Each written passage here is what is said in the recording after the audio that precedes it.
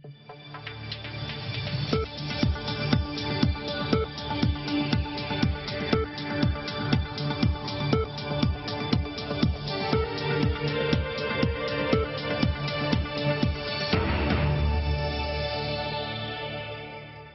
দর্শক, আমি মুস্তফা দানিশ সবাইকে স্বাগত জানাচ্ছি সম্পাদকীয়তে। আজকের বিষয় নারায়ণগঞ্জবাসীর চাওয়া পাওয়া, আর এই নিয়ে আলোচনার জন্য আমাদের স্টুডিওতে উপস্থিত আছেন professor doctor Nazmul Hasan Kalimullah, chairman জাতীয় নির্বাচন পর্যবেক্ষণ পরিষদ। মাঝখানে আছেন শামীম রেজা, শিক্ষক ও গবেষক, এবং ওই প্রান্তে আছেন খন্দকার মনিরুজ্জামান, ভারপ্রাপ্ত সম্পাদক, দৈনিক সংবাদ। তবে আলোচনা শুরুর আগেই চলুন দেখিনি এখনকার প্রধান শিরোনামগুলো। নারায়ণগঞ্জ সিটি নির্বাচনের ভোট গ্রহণের জন্য প্রস্তুত 174টি কেন্দ্র। পৌঁছে গেছে ব্যালট পেপার সহ নির্বাচনী সামগ্রী। টহলে আইন শৃঙ্খলা রক্ষা বাহিনী ও ভ্রাম্যমাণ আদালত। 2041 সাল নাগাদ এশিয়ার আঞ্চলিক অর্থনীতির কেন্দ্রবিন্দু হবে বাংলাদেশ। আশাবাদ প্রধানমন্ত্রীর। ব্যক্তি ও গোষ্ঠী স্বার্থের ঊর্ধ্বে দেশের জন্য কাজ করার আহ্বান। শ্রমিকরা কাজে যোগ দিলে আশুলিয়ার কারখানাগুলো খুলে দেওয়ার ঘোষণা বিজিএমইএর। এই অসন্তোষ একটি মহলের ষড়যন্ত্র, বলছে পুলিশ। বিশৃঙ্খলা এড়াতে বিজিবি মোতায়েন।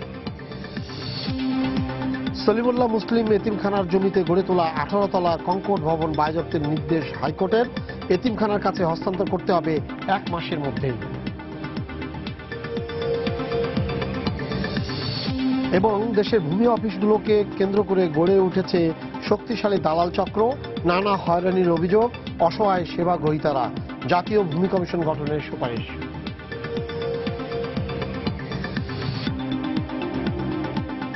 স্যার, নির্বাচন তো একদম দাঁড়িয়ে আছে, একদম সামনে নারায়ণগঞ্জের, একদম।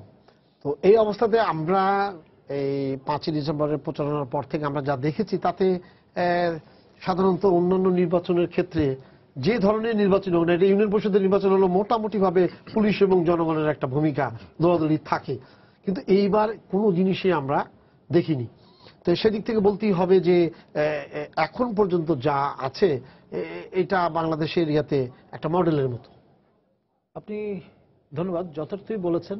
কারণ নির্বাচন পূর্ব পর্যবেক্ষণের যে ফেজটা, সেই পর্যবেক্ষক দৃষ্টিকোণ থেকে যদি দেখি তাহলে দেখব যে দুটি বড় দল তারা দুইজন যে প্রার্থী দাঁড় করিয়েছেন এরা পরিচ্ছন্ন ইমেজের মানুষ, এবং তার প্রমাণ আমরা পেয়েছি তাদের ক্যাম্পেইনে। আপনার কাদা ছোড়াছুড়ি, ব্যক্তিগত আক্রমণ, চরিত্র হনন, এই বিষয়গুলো একেবারেই অনুপস্থিত ছিল বলা যায়। দলীয় দৃষ্টিভঙ্গিতে যতটুকু বক্তব্য না দিলেই নয় সেটুকু তারা দিয়েছে। সেই সঙ্গে তাদের যে ক্লাউড অ্যান্ড র্যাপো উইথ দ্য পপুলেন্স, সেটি তারা বারংবার সেই এক্সট্রা গ্রাইন্ড করার চেষ্টা করেছেন, এবং আপনার কোন রকমের মোটা দাগে মারামারি সহিংসতার ঘটনা ছাড়াই আপনার এই যে লাল পিরিয়ড পর্যন্ত এসে পৌঁছেছেন। আর পর্যাপ্ত পরিমাণে যে নিরাপত্তা ব্যবস্থা ঘোষণা কর্তৃপক্ষের পক্ষ থেকে দেয়া হয়েছে, এমনকি পুলিশ কর্তৃপক্ষের পক্ষ থেকে বলা হয়েছে যেই কেন্দ্রে গোলযোগের অবস্থা তৈরি হবে সেখানে গুলি করা হবে, মানে খুব পরিষ্কার ভাষায়, দ্ব্যর্থহীন ভাষায় বিষয়টা বলে দেওয়া হয়েছে। যারা গুলিগোলা করে অভ্যস্ত তাদের জন্য এটা পরিষ্কার ইঙ্গিত, সে তাতে কোনো সন্দেহ নেই। আর এর পাশাপাশি যে বিষয়টি সেটি হচ্ছে যে আমি অবশ্য কিছুটা মজা করি, তুলনা করি নারায়ণগঞ্জকে বুডাপেস্টের সঙ্গে, এপার ওপার মিলে শহর, এবং কিঞ্চিত একটু বেশি ভোটার কিন্তু বন্দরে অবস্থান করেন। তো ফলে মাঝখানে নদী থাকায় নিরাপত্তা বাহিনীর সঙ্গে যুক্ত হয়েছে কোস্টগার্ড, এটা আরেকটা নতুন ডাইমেনশন। আর এর পাশাপাশি আপনার মেয়র প্রার্থীদের সঙ্গে যারা কাউন্সিলর ইলেকশন করছেন তারাও কিন্তু তাদের সম্পর্কে নানান রকমের আপনার পারসেপশন আছে জনমনে স্থানীয়ভাবে, কিন্তু সেটা ওই পারসেপশনটাকে রিএফার্ম করা, কনফার্ম করার মতো খুব একটা সেরকম উল্টোপাল্টা ব্যত্যয় ঘটানো আচরণ কিন্তু তারা এখন পর্যন্ত করেননি। আর ভোটার টার্ন আউট বাড়া কমার ক্ষেত্রে কাউন্সিলরদের কিন্তু সবচেয়ে গুরুত্বপূর্ণ ভূমিকা থাকে আমরা দেখেছি, এবং তার পরোক্ষ বেনিফিট এবং এক ধরনের দাবি থাকে তাদের ভোট ব্যাংকের সঙ্গে, জি, সবকিছু মিলিয়ে। আর এর ইনডাইরেক্ট বেনিফিট আপনার মেয়র প্রার্থীরা পেয়ে যান। তো এখানে আপনার প্রাথমিকভাবে যে সংখ্যাগুলো ছিল, যে 5 খুন 7 খুনের মতো যে বিষয়গুলো, সেগুলো কিন্তু শেষ অবধি মনে হয়েছে এবং প্রার্থীরা তাদের আচরণ এবং কর্মকাণ্ড প্রচার অভিযানের মধ্য দিয়ে সপ্রমাণ করেছেন যে ওই ধরনের আশঙ্কা অমূলক। এবং মানে কিন্তু আমরা ওই পর্বটা পার হয়ে এসেছি। এখন আর মানে দিন বা রাত পোহালেই আপনার দিনের শুরুতে ভোট গ্রহণ পর্ব শুরু হবে এবং নির্বাচন দিবসে আমার ধারণা প্রায় 9,000-এর মতো আইনশৃঙ্খলা রক্ষাকারী বাহিনী, স্ট্রাইকিং ফোর্স যেরকম মানে মারমার একটা ভাব নিয়ে অবস্থান করছেন, এখানে কোনো তস্কর শ্রেণীর মানুষ, দুষ্ট লোক, কোট আনকোট সাবেক নির্বাচন কমিশনার প্রয়াত সাইদ সাহেবের ভাষা, সেরকম লোক বোধহয় আর খুঁজে পাওয়া যাবে না। স্যার, আপনার কি মনে হচ্ছে? মানে এখন পর্যন্ত যা হয়েছে তা আপনার পর্যবেক্ষণে কি বলছে? যদি 2-3টা স্তরে দেখেন, একটা হলো যে নির্বাচন কমিশন তো বাংলাদেশে নির্বাচনের আগের দিন পর্যন্ত ভালোই করেন এবং এই যে ব্যবস্থাপনা, এটাতে তাদের একটা মুনশিয়ানাও তৈরি হয়েছে। অর্থাৎ আমি যদি বলি যে নির্বাচনী সামগ্রীগুলো প্রেরণ করা, সব জায়গাগুলো চিহ্নিত করা, সেটা কিন্তু একটা বড় ব্যবস্থাপনা, এটা তো অনেক কেন্দ্র আমাদের। তারপরে আপনি যদি বলেন যে আইন শৃঙ্খলা রক্ষাকারী বাহিনীকে সেখানে নিয়োজিত করা, যেটা আমাদের খুব আকর্ষণের বিষয় সবসময়ের জন্য, যে কোনো নির্বাচনে আমাদের একটা প্রধান আলোচনার বিষয় হয় আইন শৃঙ্খলা রক্ষাকারী বাহিনী কিংবা স্ট্রাইকিং ফোর্স কি ভূমিকা পালন করবে। মানে যতটুকু না আমরা কি পরিমাণে ভোটার আসতে পারে, এবং সেখানে অনেক ধরনের জনমিতি নিয়ে অন্যান্য দেশে চিন্তা ভাবনা করা হয় কি পরিমাণ নারী ভোটার আসতে পারে, পুরুষ ভোটার আসতে পারে, তরুণ ভোটার আসতে পারে। আমাদের আগের উদ্বেগ থাকে যে আইন শৃঙ্খলা রক্ষাকারী বাহিনী ঠিক মতো আছেন কিনা মাঠে, স্ট্রাইকিং ফোর্সে কে থাকবেন। আর ব্যালট বাক্স, আমি আবারও বলছি যে বাক্স পাঠানো, এই সরঞ্জামাদি পাঠানো, সেখানকার যারা কর্মকর্তা আছেন নির্বাচনী, তাদেরকে জায়গা মতো সব বুঝিয়ে দেওয়া, এই কাজটা কিন্তু নির্বাচন কমিশন বরাবর খুব ভালো করেন এবং এখন পর্যন্ত গণমাধ্যমে যে সংবাদগুলো আসছেন, তারা অতি ভালোভাবে এখন পর্যন্ত কাজগুলো কিন্তু করেছেন। এই দায়িত্বে তাদের কোনো ঘাটতি আছে বলে মনে হয় না।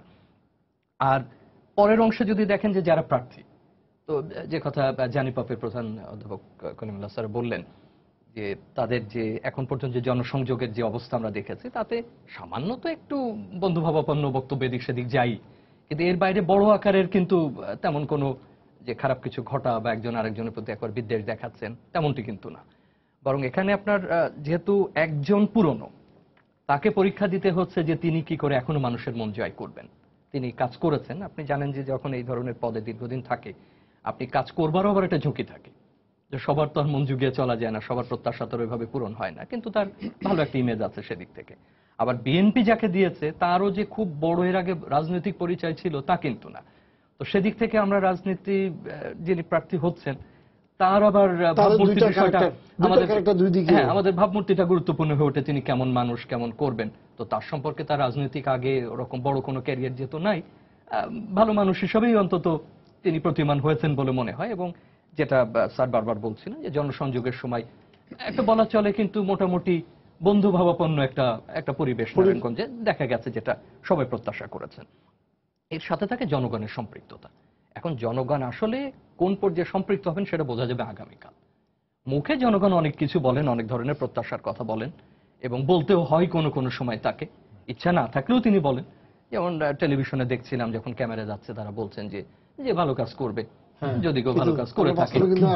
এখন সেটা কালকে কতটুকু, কত শতাংশ তারা যাবেন, ভোট দেওয়ার পরিবেশ কেমন হবে, কেমন থাকবেন, সবকিছু মিলে তার উপর কিন্তু নির্ভর করবে যে তাদের চূড়ান্ত সম্পৃক্ততা, বা যেটাকে আমি একবার কার্যকর সম্পৃক্ততা যদি বলি।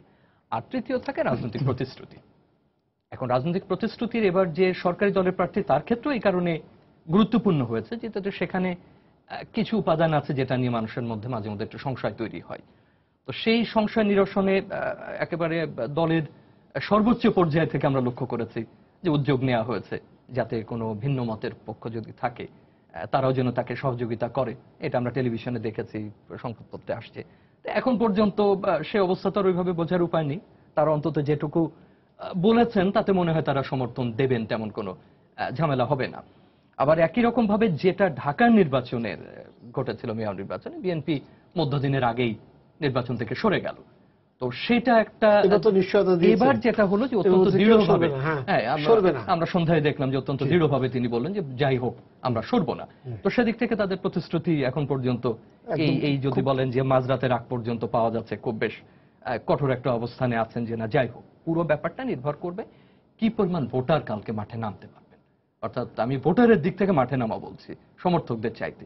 সুতরাং যেখানে ভোটার টার্নআউট অনেক বড় হয়, মানুষ ভোট দিতে আসে, সেখানে অনেক অনেক অনিয়ম, অরাজকতা, নাশকতার সম্ভাবনা কিন্তু থাকে না, কমে যায়। এবং দেখা যাবে যে আমাদের পুলিশ বাহিনী হয়তো বসে আছেন, স্ট্রাইকিং ফোর্সকে হয়তো কিছুই করতে হচ্ছে না, তাই না? যদি ওই অবস্থা থাকে। আর তার সঙ্গে যেটা যোগ করব যে ঢাকায় কিন্তু এটা আমাদেরকে স্মরণ রাখতেই হবে যে কাউন্সিলরের সমর্থকরা গোলমাল করেছেন, এবং সেটা বিভিন্ন জায়গায় আমাদেরও চোখে পড়েছে, গণমাধ্যমেরও চোখে পড়েছে, এটা অস্বীকার করলে চলবে না।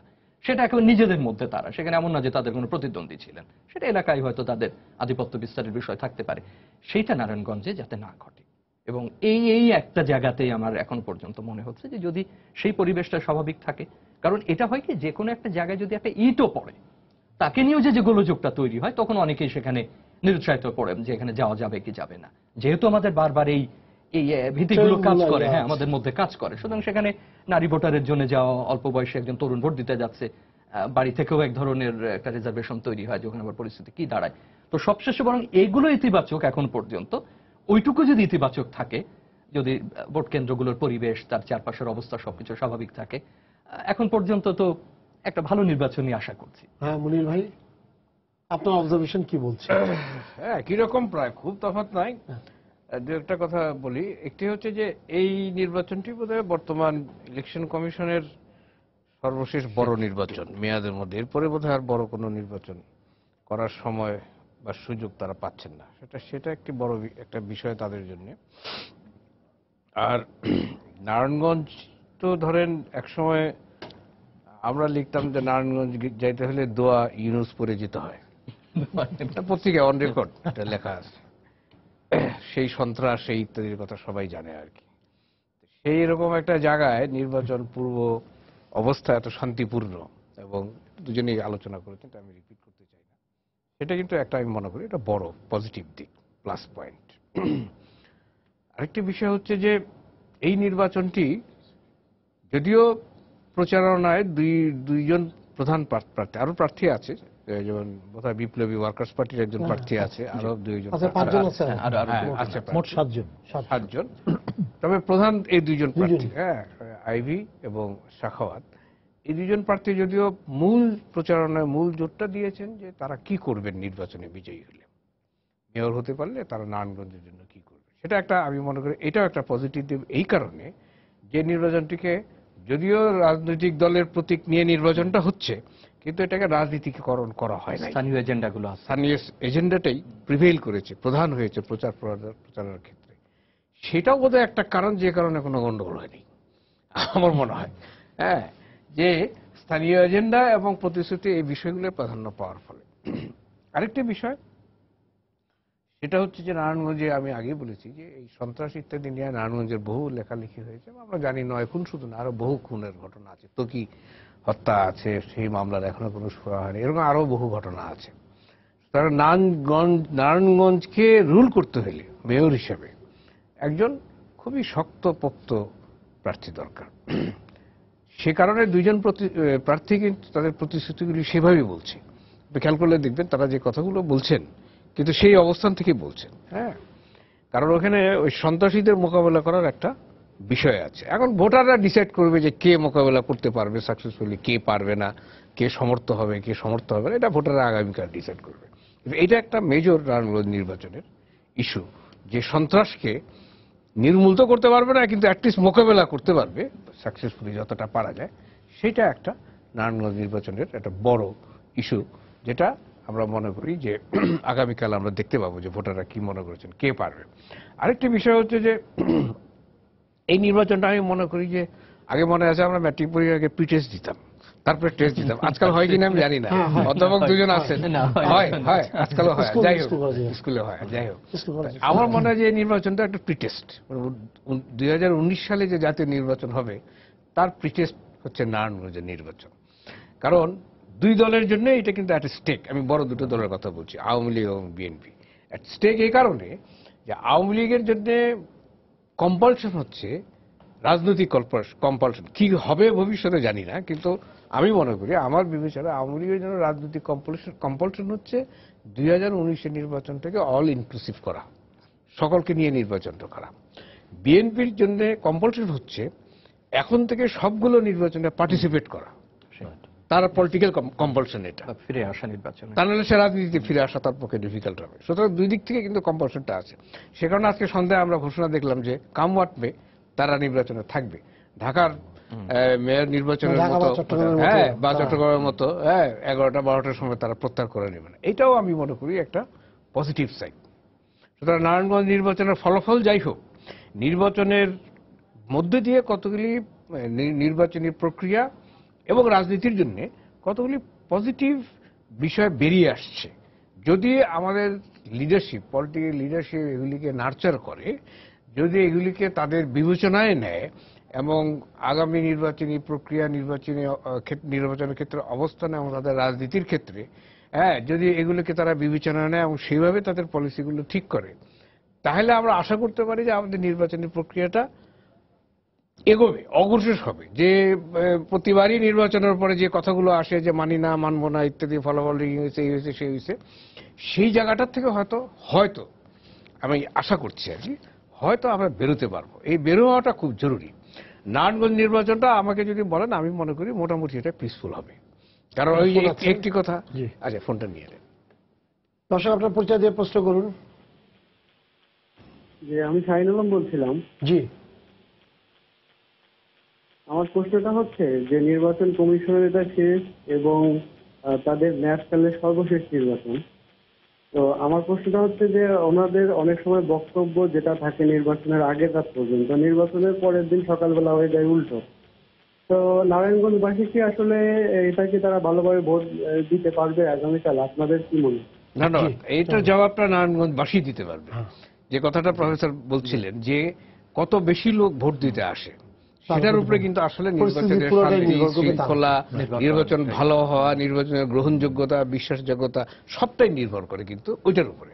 যদি নারায়ণগঞ্জের নির্বাচনে অনেক বেশি লোক ভোট দিতে আসে, নির্ভয়ে তাদের পছন্দ মতো প্রার্থীকে ভোট দিতে পারে, এবং সেই ফলাফলটিকে যদি আগের বারের মতো ফলাফলকে যদি তারা রক্ষা করতে পারে, তাহলে আমার ধারণা যে প্রশ্নটি আমাদের মাননীয় দর্শক করেছেন, যে ওই প্রশ্নের জবাবটা আমরা পাবো, যে নির্বাচনটা ভালো হবে, ফলাফলটা গ্রহণযোগ্য হবে, বিশ্বাসযোগ্য হবে।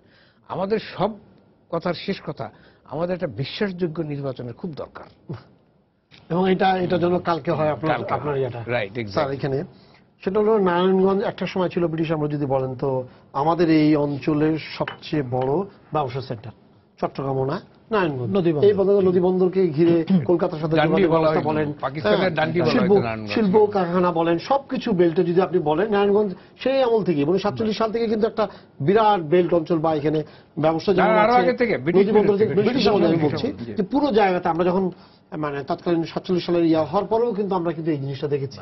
কিন্তু আপনি দেখবেন নারায়ণগঞ্জে গেলে নারায়ণগঞ্জবাসীরও এই অভিযোগটা আছে, তাদের তেমন একটা উন্নতি, মানে তাদের যে ইনফ্রাস্ট্রাকচারের যেটা দরকার ছিল, একটা সড়কের উপরে নারায়ণগঞ্জ শহর, বঙ্গবন্ধু সড়ক, এবং ওইটা কিন্তু কোনো চেঞ্জ নাই। আপনি দুপাশে যদি বাড়িগুলো দেখেন বা রাস্তাটাও দেখেন যদি, এখন মেয়র আমি জানি না কেন এটা হয়নি।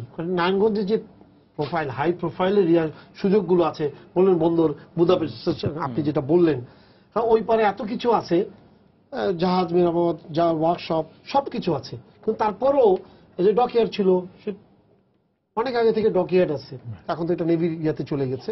কিন্তু দেখা গেল এর বাইরে ইনফ্রাস্ট্রাকচার যেটা দরকার ছিল সেন্টার প্লেস হিসাবে, সেটা কিন্তু নারায়ণগঞ্জের মানে ব্যাপ্তির ক্ষেত্রে কোনটা হয়নি। আমাদের অনেকগুলো সিটি কর্পোরেশন হয়ে গেছে, অনেক বড় শহর। নারায়ণগঞ্জ সেই সময় অনেক বড় শহর ছিল, তার থেকে অনেক ছোট শহর ছিল, রাজশাহী বা এগুলা আপনি বলেন, রংপুর বলেন, তাদেরও কিন্তু ব্যাপ্তিটা বেড়ে গেছে, চারিদিকে রোড হয়ে গেছে। নারায়ণগঞ্জের ক্ষেত্রে হয়নি, কারণটা কি? এবং নারায়ণগঞ্জবাসীদের কিন্তু একটা অভিযোগ আছে যে আমাদের এখানে আমরা সাহিত্য চর্চার ইয়া করতে পারি না, তেমন একটা কোনো কিছু নাই, ভালো খেলার ইয়া নাই, তাদের শিল্প কারখানা যে বেল্ট করে গড়ে উঠবে সেটাও না, কোনো জিনিসের মধ্যে কিন্তু পরিকল্পনার ছাপ নাই। এটার একটা কারণ আমি মনে করি রাজধানী শহরের খুবই সন্নিকটে অবস্থিত নারায়ণগঞ্জ, তো ফলে উদ্যোক্তা যারাই আপনার বিনিয়োগ করবেন বা করছেন প্রাইভেটলি যদি চিন্তা করেন, তাহলেও তারা উৎসাহটা ওইভাবে বোধ করেননি। আর সরকারের পক্ষ থেকেও এই in a way extension of Dhaka mega city একটা প্রান্ত সেই হিসেবেই ট্রিটেড হয়েছে। আর নদীর ওই পার অর্থাৎ বন্দরে আপনার, আমি সেই ছোটবেলা থেকে সিরাজউদ্দৌলা ক্লাব এর নাম শুনেছি, এরকম অসংখ্য ক্লাব কিন্তু গড়ে ওঠেনি। ইউরোপিয়ানরা নারায়ণগঞ্জ ক্লাব করে তুলেছিলেন। আমার জানা মতে দ্বিতীয় সবচেয়ে পুরনো ক্লাব বাংলাদেশে, 1890 সন থেকে এটি খুব ভাইব্রেন্ট। ঢাকা ক্লাবের যে পুরনো, হ্যাঁ ডেফিনেটলি সবচেয়ে পুরনো চট্টগ্রাম, তারপরে এটা। নারায়ণগঞ্জ। তো সেই যে ঐতিহ্য সেগুলো আছে, চট্টগ্রাম, ঢাকা। কিন্তু এর পাশাপাশি যে মানে শতফুল ফুটবে সেই অবস্থাটা আমরা দেখিনি। মেজর যে ডিফারেন্সটা আমরা লক্ষ্য করছি যে ওই ঢাকা চিটাগং রোডের সঙ্গে কানেক্টেড হয়ে ইজদায়ের বাজার দিয়ে যে রাস্তাটা এসে সংযুক্ত হয়েছে এইটি, আদারওয়াইজ আমরা আগে কিন্তু পুরনো সেই রাস্তাটাই ব্যবহার করতাম। আপনার মেরি অ্যান্ডারসন ডান পাশে রেখে আমরা চলে যেতাম ফতুল্লাহ ফতুল্লা রোড, সেটা। তো সেই এই বিষয়গুলো, এগুলো রিয়ালিটি, এবং এই রিয়ালিটিটাকে অস্বীকার করে আপনার সুপার ইম্পোজ করার খুব একটা সুযোগ নেই। মানে টপ ডাউন অ্যাপ্রোচে আপনি যে ডেভেলপমেন্ট ইন্টারভেনশন ঘটাবেন সেটা খুব একটা বোধহয় মানে অবজেক্টিভলি সেভাবে সিচুয়েশনটা তৈরি ছিল। এবার তো দলীয় ভিত্তিতে হচ্ছে একটু নির্বাচন। আমি অ্যাড করি এই জায়গাটা আর কি। একটা হচ্ছে নারায়ণগঞ্জে মূলত যে ইন্ডাস্ট্রি ছিল বা যা ব্যবসা ছিল, ট্রেড যেটা ছিল, মূলত ছিল পাট। হ্যাঁ, এবং নারায়ণগঞ্জে বন্দর বা তার মূল ট্রেডটা ছিল পাট কেন্দ্রিক। কিন্তু পরবর্তীকালে যেটা হলো, একটা তো যেটা প্রফেসর করিমুল্লাহ বললেন যে ঢাকার পেরিফেরি হওয়াতে হ্যাঁ অ্যাটেনশনটা ঢাকার উপরে যেটা যতটা পড়েছে স্বাভাবিকভাবে নারায়ণগঞ্জটা নেগলেক্টেড হয়েছে, ওই অর্থে যদি বলেন। আর পাটের ব্যবসাটা আপনার আস্তে আস্তে কিন্তু কমে এসছে। হ্যাঁ, এবং পাট ইন্ডাস্ট্রিগুলোর কথাও আমরা জানি, ওই আলোচনা যাচ্ছি না, কিন্তু ওদের দুরবস্থাগুলো কিন্তু টেক্সটাইল ইন্ডাস্ট্রি তো অনেক উপরে উঠে গেছে। হ্যাঁ, কিন্তু নারায়ণগঞ্জের টেক্সটাইল সেন্টার যেটা ছিল একসময়, হ্যাঁ ওই বোস ব্রাদার্সের ব্রিটিশ পিরিয়ডে, সেই সেন্টারগুলো কিন্তু এখন আর নেই। এখন যেগুলো হচ্ছে ওগুলো নতুন ছোট ছোট, ওগুলো কিন্তু অনেক বড় সেন্টার ছিল, ঢাকেশ্বরী ইত্যাদি। নেটওয়ার্ক কিন্তু অনেক বড়। হ্যাঁ, নেটওয়ার্ক গুলো আছে। ফলে নারায়ণগঞ্জে আপনার দুটো বিষয় ঘটে নাই আর কি। একটা বিষয় হচ্ছে যে নারায়ণগঞ্জে যখন পাটটা চলে গেল আর টেক্সটাইলও এক সময় বন্ধ হয়ে গেল, আদমজিও বন্ধ হয়ে গেল, ফার্দার ইনভেস্টমেন্টের যে প্ল্যানিং সেটা কিন্তু জোর পড়েনি, এক। আর দ্বিতীয়ত হচ্ছে নারায়ণগঞ্জের আপনার ভূগোলটা যদি দেখেন, ভৌগোলিক অবস্থানটা যদি দেখেন, তাহলে কিন্তু নারায়ণগঞ্জের জন্য একটা সমস্যা হচ্ছে এই যে তার বোধহয় 3.5 দিকেই বা 3 দিকেই পানির দিয়ে ঘেরা আর কি। ফলে ওইদিকে বাড়ার সুযোগটা কম। যাও কিছু বাড়তে পারতো আপনার পাগলা ফতুল্লা এই সাইডটায়, পাগলাকে নারায়ণগঞ্জ সিটি কর্পোরেশনের ভিতরে নেওয়া হয়নি, নিতে দেওয়া হয়নি আর কি। যাই হোক, সেটা অন্য পলিটিক্স, লোকাল পলিটিক্সের কারণে নিতে দেওয়া হয়নি। পাগলার মতো কিন্তু নারায়ণগঞ্জ আসতে পারতো, ওটা হইল না, যে এটা কেটে দিল আর কি। এটা নিয়ে আন্দোলন হয়েছে জানেন মধ্যে, তখন মনে আছে। এগুলো কতগুলো ফ্যাক্টর কাজ করছে আর কি। আমরা যেটা আশা করতে পারি বা যেটা হওয়া উচিত বলে আমি মনে করি, নারায়ণগঞ্জ এখন জেলা একটা স্পেশাল অ্যাটেনশন এটার মধ্যে দেওয়া, ইন্ডাস্ট্রিয়ালাইজেশন, ইনভেস্টমেন্ট, হ্যাঁ, এবং অন্যান্য যে জোন হিসেবে করা করে দাঁড় করানো। বাংলাদেশে ওইভাবে যে অঞ্চল পরিকল্পনা বা নগর পরিকল্পনা সেটা তো আসলে কোথাওই হয় নাই। সেটা এক হয় যে আগেকার দিনে তো স্বাধীনতার আগে হয়তো তখন একরকম বাস্তবতা ছিল, এগিয়ে ছিল, কিন্তু আমাদের একটা মজার ব্যাপার বাংলাদেশে যেটা ঘটে, বিশেষ করে বঙ্গ এলাকায়, যদি আমরা এই বাংলাদেশ ধরি বা ইভেন পশ্চিমবঙ্গেরও কোনো কোনো অঞ্চলে, যে অর্থনৈতিকভাবে একটা এলাকা এগিয়ে আছে, ব্যবসা বাণিজ্য বাংলাদেশ অনেক জায়গা আছে, আমরা তো এখন নাম না বলি, কিন্তু অবকাঠামো যদি বলেন, মানুষের বসতির মান যদি বলেন, সাংস্কৃতিক কর্মকাণ্ডের জন্য যে ধরনের পরিবেশ বা অবকাঠামোগুলো প্রয়োজন পড়ে, সেটা বিস্ময়করভাবে সেখানে গড়ে ওঠেনি। এবং এটা যে সরকারের উপরে নির্ভর করতে হতো তা কিন্তু না। একটা ভালো সাংস্কৃতিক প্রতিষ্ঠান গড়ে তোলা বা একটা ক্লাব গড়ে তোলা কি, আর একটা জিনিস হয় যে সমস্ত কিছু ঢাকার কাছে হওয়াতে বড় মাপের কি ওখানে আপনি তো বিশ্ববিদ্যালয় করেননি, বড় কলেজ নাই, স্কুল নাই, তো যে কারণে সবই যেহেতু ঢাকাতে, আপনি কিছুদিন আগে তোলারাম কলেজ, এখনো তোলারাম কলেজে পড়ে আছে, আমাদেরও শিক্ষক ছিলেন খণ্ডকালীন পড়াতে আসতেন তোলারাম থেকে। ফলে আপনি কিছুদিন আগেও দেখেন বইয়ের যত বই লেখক সব তোলারাম। আপনার কিছুদিন আগেও মনে আছে কিনা যে গুলশানের পাশে বাড্ডার সাথে আপনি যদি গুলশান তুলনা করেন, এই আমাদের কিছু পেছনে একসময় মনে আছে রায়ের বাজার বদ্ধভূমি বা পেছনের জায়গাগুলো কি এমন ছিল, আবার উত্তরার ওই পাশে আপনি সেগুলো তো আরো উন্নত হওয়ার কথা ছিল। তো আমরাও এক হলো যে আমাদের সক্ষমতা ছিল না, সেটা একটা বড় ব্যাপার। আমাদের চিন্তা ভাবনা বা এরকম পরিকল্পনা যে খুব একটা ছিল তা কিন্তু না। এবং ওই স্যার যখন দানিউবের সাথে বা এর সাথে তুলনা করছিলেন, তখন আমার মনে হলো যে ইউরোপের অনেক সুন্দর জিনিস কিন্তু দরিদ্র ইউরোপের সময় তৈরি। ইউরোপে গিয়ে আজকে যদি কেউ মনে করে সবকিছু ইউরোপ যখন ধনী হয়েছে তখনই কেবল তৈরি করেছে, এটা কিন্তু ভুল ধারণা। জিনিসগুলো পরিকল্পনা তার অনেক আগে, অনেক আগে। তাই না? তার তার তার এমব্যাঙ্কমেন্টটা কি হবে, মানে এটা তার সুফল রাস্তাটা ভোগ কেমন করছে হবে। এখনকার হ্যাঁ, ইয়ারা। পরবর্তীতে তার অনেক অনেক বেড়েছে, বেড়েছে। হয়তো তার সংখ্যার কারণে বেড়েছে, বা যারা উপনিবেশ তৈরি করেছিল But তারা এটা কিন্তু basic জায়গাগুলো কিন্তু অনেক পরিকল্পনার একটা আগে জায়গা হয়েছে। ছিল। সেটা যে সবসময় সে খুব ধনী থাকাতে তা না, তারও যুদ্ধ বিগ্রহ গেছে, তারও খারাপ অবস্থা গেছে। আপনি বড়টার কথা ধরেন না কেন, চট্টগ্রাম খুব কি পরিকল্পনার মতো এগিয়েছে? এটা একটা একটা পাহাড়ি জায়গা, একটা বন্দর, তাই না, তার সমুদ্র, সবকিছু মিলে সেটা যেমন হবার কথা ছিল। এটা তো আপনি যদি আজকে বলেন যে কুয়ালালামপুর তো কিছুই না, একটা কোয়ালা নদীর পাড়ে, সেটা একটা ড্রেনের মতো অবস্থায় সেটা পরিণত হয়েছে। তো ওইটা নিয়ে যদি ওই শহরের ওই ব্যাপ্তি হতে পারে, তাহলে তো চট্টগ্রাম অনেক আগে সিঙ্গাপুরের চেয়ে সুন্দর হবার কথা ছিল। তো সেটা তোমরা করতে পারিনি। আর ঢাকার কাছে ওইটা হয় নির্ভরশীলতা আবার ঢাকার উপরে। উনি যেগুলো বললেন সেটা তো একটা ভৌগোলিক বাস্তবতা আছে, ব্যবসায়িক আছে। আপনার আপনার বড় মাপের উচ্চ শিক্ষা প্রতিষ্ঠান ওখানে দিতে হবে, বড় কোনো অফিস থাকতে হবে, বড় কোনো কেন্দ্র থাকতে হবে, তাহলে না ওই জায়গায় তার উপরে বেস করে তার উপর তো ভিত্তি করে activities গুলো যেগুলো- অ্যাক্টিভিটিস গুলো তৈরি Exactly. হবে, তাই না? স্যার জি একটা ফোন আছে, আমরা একটু কথা বলি। দর্শক আপনার পরিচয় দিয়ে প্রশ্ন করুন। আসসালামু আলাইকুম। ওয়ালাইকুম আসসালাম। আমি আব্দুল আওয়াল বলছি কুমিল্লা থেকে। জি বলেন। আলোচনায় যেটা আলোচকরা বলতেছে যে অধিক সংখ্যক ভোটার আসলে ভোট সুষ্ঠু এবং নিরপেক্ষ হবে, জি তাহলে আমাদের এত আইন শৃঙ্খলা, র্যাব, এত প্লাটুন, বিজিবি কি দরকার? জনগণের ভোট ছেড়ে দেন, এত নিরাপত্তা নেওয়ার কোনো দরকার তো নেই। আচ্ছা ঠিক আছে, আপনার এই বিষয়টা নিয়ে আমরা কথা বলবো। ভালো বলেছেন।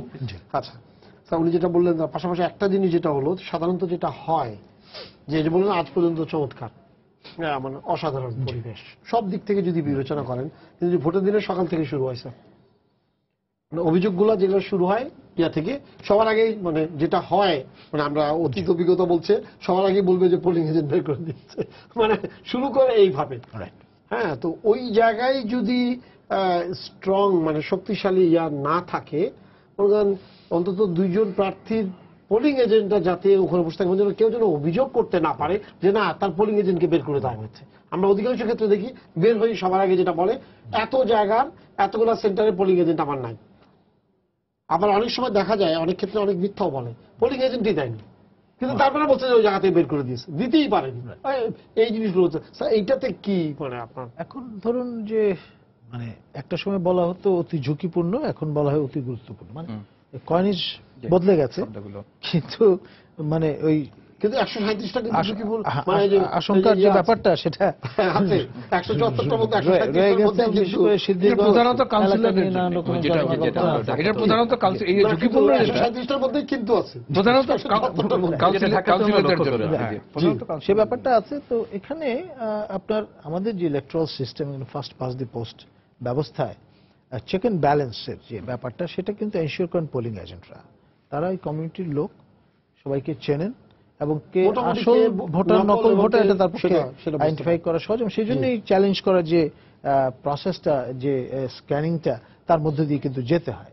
এখন সেই জায়গাটা মানে যারা ইলেকশন ইঞ্জিনিয়ারিং পরিকল্পনাটা করেন, মানে রিভার্স ইঞ্জিনিয়ারিং এর মতো চিন্তাটা ওই রকম, যে অফিসিয়ালি হয়তো একজন ব্যক্তি যিনি যার প্রতিনিধিত্ব করছেন সেই রকম তকমা এটে বসে আছেন, কার্যত দেখা যাচ্ছে তিনি ভিন্ন রকমের ভূমিকা পালন করছেন। অনেক সময় মানে প্রাইস ট্যাগ থাকে তো প্রতিটা মানুষের ঘাড়ে বা গলায়, যে এক্স অ্যামাউন্ট অফ মানি দিলে তাকে ক্রয় করা যায়, সেরকম কাণ্ড আমরা কিন্তু আগে দেখেছি বিভিন্ন জায়গায়। আর আরেকটা চল ছিল, কৃষক মোহাম্মদ সাদেক নামে একজন ক্যারেক্টার ছিলেন, তিনি আপনার মোরগ মার্কা নিয়ে সারা বাংলাদেশে সব জায়গায় নির্বাচন করতেন।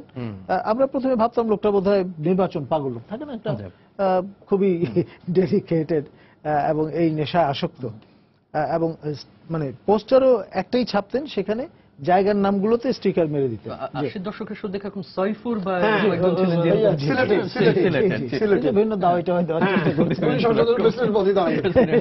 সেটা আরেক রকম বিষয়। কিন্তু কৃষক মোহাম্মদ সাদেকের পরে বিষয়টা আমরা আবিষ্কার করলাম যে ভদ্রলোক মানে ওই অ্যাপারেন্টলি মনে হচ্ছে যে নির্বাচন পাগল লোক, কিন্তু আসলে তার মূল উদ্দেশ্য হচ্ছে একটা বাণিজ্য। এবং ডিউ রেসপেক্ট, তিনি যে পোলিং এজেন্ট নিয়োগের অধিকারটা পেতেন, সেটা ব্যবহার দিতেন অন্যদেরকে, যারা তাকে মোটামুটি পুষিয়ে দিতে পারতেন, যে তার পোলিং এজেন্টরা বেসিক্যালি তার নাম দিয়ে থাকতে ওদের হয়ে কাজ করতো। এখন মুশকিলটা হলো, ধরেন 3-4 জন পোলিং এজেন্ট আছেন, সেখানে একজন বৈধ ভোটারকে 3 জন মিলে সমস্যা যদি বলতে থাকেন লোকটা অবৈধ, একটা ঝামেলা কিন্তু তৈরি করা যায়। এবং কাস্টিংটা স্লো করিয়ে দিতে পারেন আপনি। কাস্টিংটা যদি স্লো করিয়ে দেওয়া যায় তখন অনেকে বিরক্ত হয়ে সেটা ভোট না দিয়ে চলে গেল, এরকম প্রচুর লোক আছে কিন্তু। তো ফলে সেই সব মেকানিজমও কিন্তু অনেক সময় আমরা দেখি যে কাজ করে, মানে প্রচুর লোক সমবেত হয়েছে ভাই যেটা বললেন, কিন্তু শেষ অব্দি ভোট না দিয়ে চলে গেছে।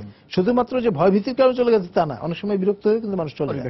এবং সেটা কায়দা করে যারা এসব কাজে মানে দক্ষ, ভালো বুঝে। হ্যাঁ, তারা এই জিনিসগুলো প্রয়োগ করেন অনেক সময়। তো সেই বিষয়গুলো ঘটছে কিনা সেটাও কিন্তু মাঠে থেকে আমাদের আসলে পর্যবেক্ষণ করতে হবে। স্যার উনি যে কথাটা বললেন, যে প্রশ্নটা করলেন, আমার মানে যে দর্শককে এইভাবে উত্তরটা দেওয়া যায় যে আমাদের তো পুরনো কিছু অভিজ্ঞতার কারণে শঙ্কা তৈরি হয়েছে, আর আইন শৃঙ্খলা তো আমরাই চেয়েছি। এটা তো এমন না যে নির্বাচন কমিশন খুব আগ্রহ ভরে স্ট্রাইকিং ফোর্সকে আনছে। এখন অংশগ্রহণকারী যে রাজনৈতিক দলগুলো আছে তারাই চাচ্ছে যে একসময় তো কেউ কেউ সেনাবাহিনী চেয়ে বসছে, পরে আলোচনা হলো যে না, সেই পরিবেশ না, সেখানে এটা বিজেপি পাঠানো আছে, সেটাও যথেষ্ট উঁচু মাত্রার বাহিনী, তাই সেখানে না? সেনা সংসদ আছে, সেখানে সংসদ আছে, যদি তার সেই অর্থে আপনি সক্ষমতা বা ক্যাপাসিটি যদি ধরে। তার মানে আমরাই তো চাইছি যে রাজনৈতিক দলগুলো এখানে অংশগ্রহণ করছে, তারা প্রত্যাশা করছেন। আর যেহেতু এর আগের বড় নির্বাচনগুলোতে কিছু গোলযোগের আমাদের এই ধরনের অভিযোগ রয়েছে বা ঘটেছে, যে কারণে নির্বাচন কমিশন ঝুঁকি নিতে চান না এবং সেখানে আইন শৃঙ্খলা রক্ষাকারী বাহিনীকে সেখানে দিয়েছেন। আপনি জানেন দেশে একটা রাজনৈতিক আলোচনা এই মুহূর্তে চলছে নির্বাচন কমিশন সংক্রান্ত, সেটাও কিন্তু একটা রাজনৈতিক প্রক্রিয়ার অংশ, এটা তার মধ্যেই পড়ে যায়। এটা তার মধ্যে। আবার নির্বাচন কমিশনকে আমরা প্রতিনিয়ত তীর ছুড়ে যাচ্ছি যে সে কি করলো বা কি করতে পারলো বা না পারলো। এবং যে নারায়ণগঞ্জ নিয়ে কথা হচ্ছে, সেখানে বিভিন্ন কারণে সহিংসতা ঘটেছে, সেটা রাজনৈতিক হোক, অরাজনৈতিক হোক, আর অন্য ব্যবসা বাণিজ্য সংক্রান্ত হোক। তো এরকম একটা জায়গায় যেটা কোনো ক্ষেত্রে আমরা একেবারে টেস্ট কেসের মতো সেটাকে রেখে দিয়েছি যে এই কমিশনেরও এটা শেষ বড় নির্বাচন, তাই না? সরকারও এখন একটা যে কাঠামোতে আছেন সেখানে নির্বাচন কমিশন আবার নতুন করে গঠিত হবার সময় চলে আসছে। তো সবকিছু মিলে আমাদের পুরনো জিনিস, আমরাও তো সবসময় একবারে খুব ভালো থাকি না, ভদ্র থাকি না, এই জিনিসটা রাখা হয়েছে। আর একটা জিনিস হলো আমাদের বাস্তবতাটা মানতে হবে যে কোনো উদ্ভূত পরিস্থিতির জন্য এটা রাখা হয়। আর যে কথাটা উনি বলছিলেন যে লোক যদি প্রচুর আসে, তাহলে দেখেন মানুষের বড় জোয়ার বা শক্তির চাইতে পৃথিবীর কোথাও তো কোনো কিছু নাই। বছর দুয়েক আগে স্যারেরা তো মনে থাকবেন, নেপালে যখন নির্বাচন হচ্ছিল, যে নির্বাচনে প্রচন্ড হেরে গেলেন, মানে ভালো করলেন না খুব একটা, ওই সময় আমি কাঠমান্ডুতে এটা দেখবার সুযোগ পেয়েছিলাম। তারা এটাকে একেবারে খুব আইন শৃঙ্খলার মধ্যে রাখবার জন্য যেটা করলো, সমস্ত যানবাহন বন্ধ করে দিল, কোনো যানবাহন নাই। ওখান থেকে আপনি দূরে কোথাও বেড়াতে যাবেন, যে জায়গাগুলোতে আমরা সাধারণত দেখতে যাই ঐতিহাসিক জায়গাগুলো বা প্রত্নতাত্ত্বিক, কোনো গাড়ি নাই, এবং আমাদের মতো রিক্সাও সেখানে পাহাড়ি জায়গায় এভাবে চলা সম্ভব না। তার মানে তারা নিকটবর্তী কেন্দ্রিকে ভোট দেবে। এটা কেন করেছে? ওই একটা দিনের জন্য, যে কোনো রকম ঝুঁকি আমরা নিতে না চাই না। এমন না যে ওই দিন নেপালিরা মারামারি করতো বা কোনো কিছু করতো, একেবারে সেই যারা গেছেন বা আমরা খুব জানি যে সেই দরবার স্কোয়ারে বলেন, যা বলেন, মন্দিরের গোড়ায় নির্বাচন হয়েছে, স্কুলে নির্বাচন হতে দেখেছে, যে সমস্ত জায়গাতে আমরা সাধারণত ঘোরাঘুরি করি। এটা কেন করেছে? এটা অতিরিক্ত একটা ব্যবস্থা হিসেবে। আর জনগণের যাওয়ার একটা উদাহরণ আজকে দিয়ে আমার মানে এখন দেওয়া যায়, যেহেতু নারায়ণগঞ্জে নির্বাচন হচ্ছে। গত নির্বাচনে যখন বিএনপি তার প্রার্থী প্রত্যাহার করে নিল, তখন তো নিজেরাই একটাই দল, সে তো জিতবেই, যে প্রার্থী আছে সে। তো আমি আমার কেন্দ্রের নাম বলা যাবে না, আমি গিয়ে বললাম যে আমার ভোটটা। তো বললেন যে কর্মকর্তা নেই, উনি ওয়াশরুমে গেছেন। তো ওটা যেটা হলো, ওটা যেহেতু আমার এলাকার কাছাকাছি, ওদের দুই একজন আমাদের শিক্ষার্থী কোনো দায়িত্ব পালন করছিলেন এজেন্ট হিসাবে কোনো দলে। তারা বললেন যে স্যার ভোট দিতে আসছেন তো, উনি তো একটু ইসে আছেন, তাহলে একটু দেখি পরে ডেকে নিয়ে আসি। আমি আর নাছরবান্দা হলাম যেন ভোট আমি দেবই, আমি এক কাজ করি, আমি আবার ঘুরে আসি কিছুক্ষণ পর। আমি সত্যি আমি মোটামুটি মধ্যাহ্নর একটা সময় ভাগ করে আমি 1 ঘন্টা পরে আবার ফিরে গেলাম, গিয়ে বললাম এইবার তাহলে ওনাকে নিয়ে আসতে। বললো স্যার উনি তো কাছাকাছি কোথায় আছেন। তো কয়েকজন ছাত্র যারা নির্বাচনী ওই প্রার্থীর এজেন্ট হিসাবে কাজ করছিলেন, অনেকটা তাকে ধরে আনতে হলো যে স্যার ভোট দিতে আসছেন, তো তাকে তো আনতে হবে, এনে তো ভোটটা দিতে হবে। এবং সত্যি আমার ভোটটা আমি দিলাম সেখানে। এখন সব জায়গায় স্যারের ছাত্রও থাকবে না এজেন্ট হিসাবে, এবং এরকম আশা করা যাবে না যে আসো ওকে ধরে নিয়ে আসি, ওয়াশরুমে যাওয়ার খেতে যাও যে আমি আমার ভোটটা দেবো। প্রচুর যদি মানুষ আসেন যারা ভোটার, তারা যদি কালকে নারায়ণগঞ্জে যান, তিনি যে দলেরই সমর্থক হন, সেটা ধানের শীষ হোক বা নৌকা হোক বা অন্য প্রতীক হোক, সেটা আমাদের আলোচনার বিষয় না। সেখানে আইন শৃঙ্খলা রক্ষক বাহিনী একটা অতিরিক্ত স্বস্তি এনে দেন, একটা স্বস্তির বোধ তাদের মধ্যে এনে দেন। এটা আমরা অনেক মানুষ, এটা তো অল্প মানুষের জায়গা না, সেটাকে একটা লাইন সোজা করতেও তো 2-1 মানুষ সেখানে থাকতে। আর স্ট্রাইকিং ফোর্স ওখানে সবসময় যে আপনার পেছন লেগে থাকবেন তা তো না, তারা তাদের নির্দিষ্ট জায়গায় থাকবেন। এবং মানুষ আসার কোনো বিকল্প নেই, ভোটার আসার কোনো বিকল্প নেই, এবং যারা সমর্থক, যারা জনগণ, তাদেরকে বের হতে হবে। শৃঙ্খলা মানুষই আনতে পারবে, তবে তারা আমাদের সমর্থনে থাকবেন, বাকিরা। স্যার শেষ পর্যায়ে আছি। হ্যাঁ, বিষয়টা তো তাই, আলোচনা তো মোটামুটি হয়ে গেল। আমরা প্র্যাকটিক্যালি নির্বাচনটা করেই ফেললাম শান্তিপূর্ণভাবে। কালকে কালকে নির্বাচনটা আমার কাছে মনে হয় যে নির্বাচনটা শান্তিপূর্ণ হবে এই কারণে, প্রধান কারণটা হচ্ছে দুটো। একটি হচ্ছে যে নারায়ণগঞ্জবাসী এই নির্বাচনটিকে খুব সিরিয়াসলি নিচ্ছে এই কারণে, এই জন্যে যে তারা জানে এই নির্বাচনের উপরে তাদের আগামী দিনগুলো নির্ভর করছে অনেকাংশে। কে জিতবে এবং তিনি কিভাবে নারায়ণগঞ্জকে চালাবেন তার উপরে নারায়ণগঞ্জের শুধু পলিটিক্স না অন্যান্য বিষয়গুলো নির্ভর করবে। সুতরাং এটা তারা নির্বাচনটা বলা না ওন করা আর কি, এই নির্বাচনটাকে কিন্তু নারায়ণগঞ্জবাসী ওন করছে। তাদের আমাদের পত্রপত্রিকা বা আমাদের রিপোর্টাররা তো কয়েকদিন ধরে প্রায় সারাদিনই আছে, তাদের যা রিপোর্ট সেখান থেকে আমি বলছি, সেটা একটি বড় কারণ। এবং আরেকটি বড় কারণ হচ্ছে যে সম্ভবত সরকারের দিক থেকেও কোনো রিস্ক নেওয়া হবে না যে এই নির্বাচনটা বানচাল করা, বা বানচাল বলছি না, দুঃখিত, আমি কথাটি প্রত্যাহার করে নিলাম। এই নির্বাচনে কোন রকমের সরকারি দলের পক্ষ থেকে কোন রকমের প্রভাব বিস্তার করা না করে, অথবা কোনো অনিয়মের কোনো সুযোগ যেন না পায়, এই বিষয়গুলোর ক্ষেত্রে বোধহয় সরকারের দিক থেকে একটা আমার মনে হয় যে সজাগ দৃষ্টি আছে এবং তারা এটা এভাবেই কন্টিনিউ করবে। কারণ তাদের জন্য এটা একটা টেস্ট কেস, শুধু যে ইলেকশন কমিশন তা না, তাদের জন্য এটা টেস্ট কেস। কারণ 2019 সালের নির্বাচন কি হবে সেটা কিন্তু আমি আগেই বলেছি প্রিটেস্ট। আমরা এই নির্বাচনটা এবং তার কিভাবে নির্বাচনটা কন্ডাক্ট করা হলো, ফলাফল কিভাবে হলো, গ্রহণযোগ্যতা কতটা পেল, তার সেটা দেখেই তো আমরা বলবো 2000 নির্বাচনটা কিরকম হতে পারে। সুতরাং এইটা গভর্নমেন্টের জন্য কিন্তু একটা টেস্ট কেস।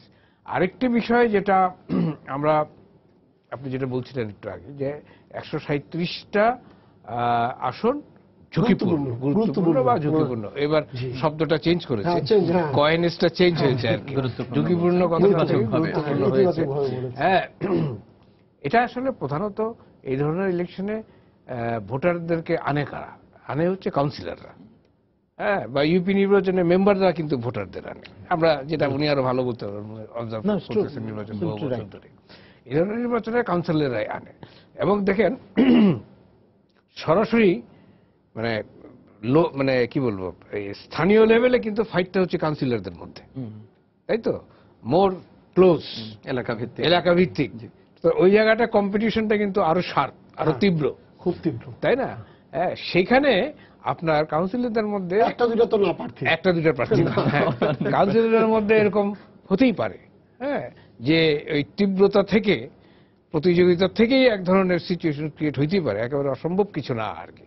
সুতরাং সেটা একটা দিক তার থাকে সব নির্বাচনে। আমি এটা কখনো রুল আউট করি না এই কারণে, কারণ আমাদের দেশের নির্বাচনে এই ধরনের ঘটনা একেবারে অস্বাভাবিক কিছু না। যেটা দেখার বিষয় সেটা হচ্ছে যে এই ঘটনাগুলি পুরো নির্বাচনটাকে আচ্ছন্ন করে ফেলবে কিনা, বা এই ঘটনাগুলি ডিসাইডিং ফ্যাক্টর হবে কিনা।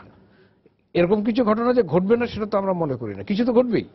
সেই ঘটনাগুলি পুরো নির্বাচনে ডিসাইডিং ফ্যাক্টর যদি হয়ে যায় তাহলে কিন্তু নির্বাচনটা শেষ হয়ে গেল। আর সেটা যদি না হয় তাহলে এই ঘটনাগুলিকে ওভারকাম করেই একটা সুষ্ঠু নির্বাচন হওয়া সম্ভব। এখন পর্যন্ত যা চেহারা, যা জনগণের অংশগ্রহণের সম্ভাবনা, সব মিলে আমরা যা দেখি সম্ভব। সেটা বাকিটা নির্ভর করবে কালকে যার যার জায়গায়, মানে candidate, councillor, candidate, mayoral candidate, election commission, আইন শৃঙ্খলা বাহিনী, এই কি বলে স্ট্রাইকিং ফোর্স এবং সর্বোপরি জনগণ যার যার অবস্থান থেকে কি ভূমিকা পালন করে। শেষ পর্যায়ে স্যার আপনি কি বলবেন? এখন ধরুন টার্ন আউট ভালো, কিন্তু সেটা যদি আবার সেই রকমের ইলেকশন ইঞ্জিনিয়ারিং এর মতো হয়ে যায় তাহলে একটা প্রশ্নবোধক চিহ্ন, গ্রহণযোগ্যতার ব্যাপারে যৌক্তিকতা প্রমাণ করার ব্যাপারটা সেটা একটা আছে। কিন্তু মোটা দাগে যদি শান্তিপূর্ণ যে ভাবটি এখন বিরাজ করছে সেটি এক্সটেন্ডেড হয়ে একদম বিয়ন্ড দ্য ইলেকশন পিরিয়ড, অর্থাৎ পোস্ট ইলেকশন পিরিয়ড পর্যন্ত পরিব্যাপ্ত হয়, তাহলে আমার মনে হয় মানে সন্তুষ্টির ঢেকুর আমরা তুলতে পারবো। শেষ কথা আপনি কি বলবেন? শেষ ভালো যে সব ভালো তাই না, শেষটা ভালো হতে হবে এবং এখন পর্যন্ত সেই সম্ভাবনাই দেখা যাচ্ছে। আর উনিও স্যারও যেটা বললেন, জানিপাপও দীর্ঘদিন পর্যবেক্ষণ করে, তার অভিজ্ঞতা থেকে যে নির্বাচন উত্তর সময়টাও কিন্তু গুরুত্বপূর্ণ, যেটা মনির ভাই বলবার চেষ্টা করছিলেন যে ফল যাই হোক আমাদের ধরুন এটা একটা ক্লোজ কন্টেস্টের দিকে যাচ্ছে বলে অন্তত মনে হয়। সেটা খুব হাড্ডাহাড্ডি যদি হয় সেটা তো। শেষ মিনিট আমার একটা ইয়ে আছে, সেটা হলো আপনি এবার খেয়াল করেছেন প্রথমবারের মতো কিন্তু মেয়র ইলেকশন হচ্ছে দলীয় ভাবে, কিন্তু খুব মজার ব্যাপার হলো এই দুজন প্রার্থী সবচেয়ে বড় দুইটা দলের আমাদের দেশে, হ্যাঁ, তারা কিন্তু ওই জায়গায় না থেকে খুব চমৎকার ভাবে নিউট্রাল জায়গা থেকেই ভোট প্রার্থনা করছে। সেটা উনিও কিন্তু বলেছিলেন মনির ভাই যে এই যে স্থানীয় এজেন্ডাগুলোকে সামনে সামনে নিয়ে নিয়ে আসা, এটা তো এখন থেকে অনুশীলন হবেই যে আমরা দলীয় প্রতীকে নির্বাচন করবো, এটা তো স্থির হয়ে গেছে। তা কিন্তু সন্দেহ হয় কি একদম পুরো দলীয় মার্কা হ্যাঁ, নিয়ে কিন্তু- সামনে কিন্তু লাফ যেটা- দিয়ে পড়ে যাওয়া, হ্যাঁ, এবার কিন্তু না, যেটা উনি এটা আমরা চমৎকার ভাবে কিন্তু লক্ষ্য করি। নারায়ণগঞ্জের প্রেক্ষাপটটা বর্ণনা করেছেন, যে সেই প্রেক্ষাপটে আসলে ওখানে ভাবাই যায় না এলাকার এজেন্ডা আসাটা গুরুত্বপূর্ণ, কেন নারায়ণগঞ্জের উন্নতির জন্য, ভবিষ্যতের জন্য, যে আপনি যেমন অবকাঠামোর কথা বলছিলেন, তার বৃদ্ধির কথা বলছিলেন, তো সেটা ভালো লক্ষণ বলে আমি মনে করি, এবং আমি মনে করি যে এটা শান্তিপূর্ণভাবে শেষ হবে এবং নির্বাচন উত্তর পরিস্থিতিও এই ধরনের শান্তিপূর্ণ ইলেকশনে আপনার স্থানীয় এজেন্ডাটা প্রিভেইল করাটাই যুক্তিসঙ্গত। থাকবে। এবং সেটাই আর এখানে ন্যাশনাল ইলেকশন এজেন্ডা আনা তো কোনো লাভ নেই। এখানে লোকাল এজেন্ডাগুলিকে সামনে আনতে হবে এবং সেগুলিকেই জনগণের সামনে জবাব দিতে হবে যে হ্যাঁ, আমি যদি জিতি এটা করব, উনি বলবেন আমি যদি জিতি এইভাবে করব, উনি বলবেন আমি যদি জিতি সেইভাবে করব। মানুষ সেটাই দেখবে যে কার কথাটা যৌক্তিক এবং কে করতে পারবে, কে ভালোভাবে করতে পারবে। দেখা যাক কি হয় নির্বাচনে, আমরা দেখতে পাবো। আমরা আশা করব ভালো নির্বাচন হোক। আমরা ভালো, আমরা এখন পর্যন্ত যা বলছি অবশ্যই। সেটাই যদি বিরাজ করে, তাহলে আমি তো বলবো যে এটা একটা মডেল ইয়ার হিসেবে অবশ্যই। দাঁড়িয়ে যাবে। ইলেকশন কমিশনের যে তার যে এই গত 5 বছরে যে জিনিসটা 4 বছরের জন্য চলেছে, সেটারও একটা ভালো দিক নিয়ে ওনারা সসম্মানে সবার জন্য স্বস্তির হবে, সব পক্ষের জন্য। সব পক্ষের জন্য স্বস্তি Win হবে। win। তো আপনাদেরকে ধন্যবাদ স্টুডিওতে আসার জন্য। সবাইকে শুভেচ্ছা জানিয়ে শেষ করছি আজকে সম্পাদকীয়। আগামীকাল আবারও দেখা হবে রাত 10টায়, দেখার আমন্ত্রণ রইল। শুভরাত্রি।